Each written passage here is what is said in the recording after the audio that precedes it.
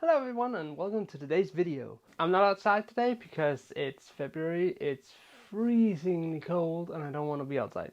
So we're in the basement instead. Now in today's video I want to go over how I attracted hedgehogs into my suburban garden. I live in Europe, so we get these cute little fellers and well, for all the Americans, you don't get them.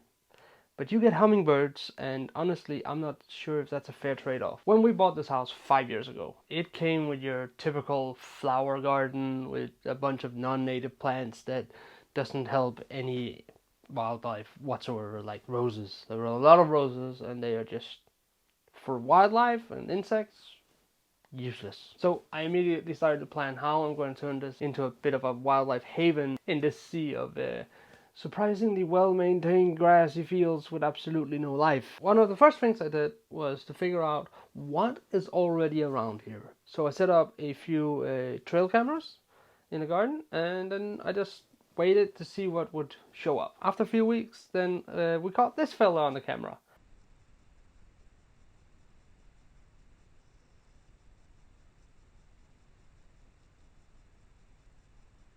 That was it. That was the only time we saw a hedgehog in the near vicinity of the garden, because that is actually the driveway, so it's next to it. But we had now confirmed one of the main species we do want to make sure lives in the garden is around here. First of all, why do we even want this species in the garden? And beyond the obvious that it's a really cute little animal, they do fill an important role as pest control. And I really need pest control because they eat bugs, and particularly slugs, which will be very useful because one of the main invasive species in this part of the world is a slug. If you live in Northern Europe, you have come across this slug, and you understand just how destructive it is. And not only that, it can just explode in numbers. Like this summer, I would probably go out and collect 500 every day, and I could do that for a month, and it was like I haven't even tried. And just to put on, my plot of land is a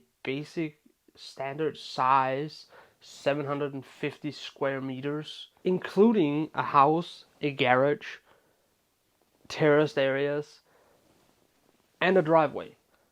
And yet I can collect 500 every day for a month without seeing any kind of, pest control from that. So this is where having hedgehogs comes in handy, because they will eat all the small ones before they get big and really problematic, and that will somewhat prevent that population booms that we are experiencing sometimes. Now that's why you want them. So let's get to how do you actually attract them? Now, the obvious easy way to do it is just to feed them, but that is also kind of counterproductive because you want them to be hungry, so they eat the slugs. So instead, I focused on providing them with everything else they need for a solid, good life. The first thing I did was I added a bunch of water features. They don't have to be very large, they can be very small. You just have like a saucer that you put out on the side of a pot, and just put it out, put water in it. Just make sure there's water in it. I had several of those, and a few very basic water tables that were like this high. You just bury them into the ground and just pour water in it. That way there were water sources that was easily accessible kind of everywhere, and I just made sure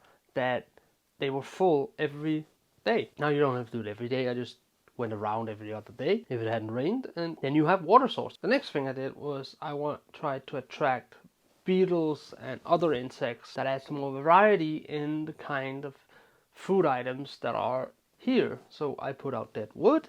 I have a video about that. That provided a bunch of living space for a bunch of animals. Then I also had patches of wildflowers. They don't have to be very large. They can be tiny. You just have a corner here, a corner there. I even have a few pots where I just put wildflowers in instead of something non-natural. And it's pretty nice, you get a pot full of different colors of flowers. It's actually quite pretty when you put it like that. By doing that, we make sure that we attract at least the food items beyond the slugs, which I want to get rid of. Thirdly, and probably most important, I provided them with shelters. Places where they could sleep, where they could hide and hibernate. For some people, this is the most controversial thing to do because it is a bit of an eyesore if you don't hide it well enough, and I don't. What you do is you take all your yard trimmings you have from your hedge, and if you trim a tree or something, all those branches and stuff and leaves, you put them in piles. Like I made mine long and straight. I also have like just a pile lying around here and there. And this will provide cover where they then can make a burrow in. Here they will hibernate over winter. They will also sleep in here. It's safe. The cats won't get to them and foxes and stuff like that. Again, most people will find them ugly, so you probably want to put them slightly out of the way where you don't notice them, or where at least your neighbors can't see them. Once I had put in all three, it didn't take that long to actually see the results. Remember, we didn't see a hedgehog from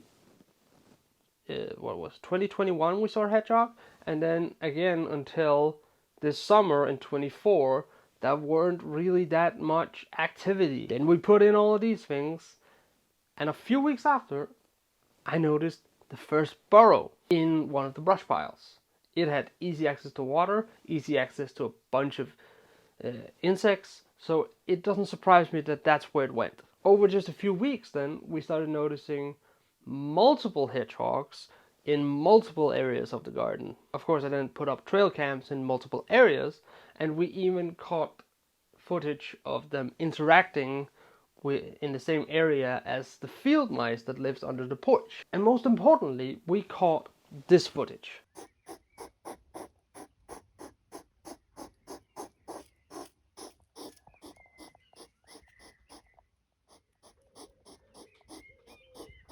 This is mating behavior from the hedgehogs, which means I have provided everything they need, so they are now focusing on mating. This means we'll have more hedgehogs, which means we will have less of a problem with slugs in the future. The dream is that the entire neighborhood will have a thriving population of hedgehogs based out of our garden. All I did was I provided water, a bit of wildflowers, dead wood, and a place for them to sleep.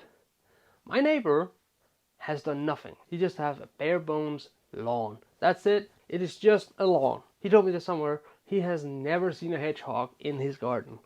Then I told him, because it was late summer, I have several in mine and we live next door to each other. The difference is his has nothing for them to actually enjoy. There's no reason for the hedgehogs to go over to his side. They're all on my side. Because in my garden, there's a bunch of things to do. So if you want to have hedgehogs, that's all you have to do. It is an incredibly lazy thing to do once it's up and running. I enjoy it. I enjoy in the summer, I can have an open window in the evening and I can hear them outside making noises. For me, it's enjoyable. I would like to know if you like it. Would you like hedgehogs in your gardens? That's it for today's video. Please do leave a comment. If you have hedgehogs in your gardens, or if you're trying to get them, if you already have them, or and what you've experienced, because it's very interesting to watch these little fellas just check around. That's it. Until next time, bye.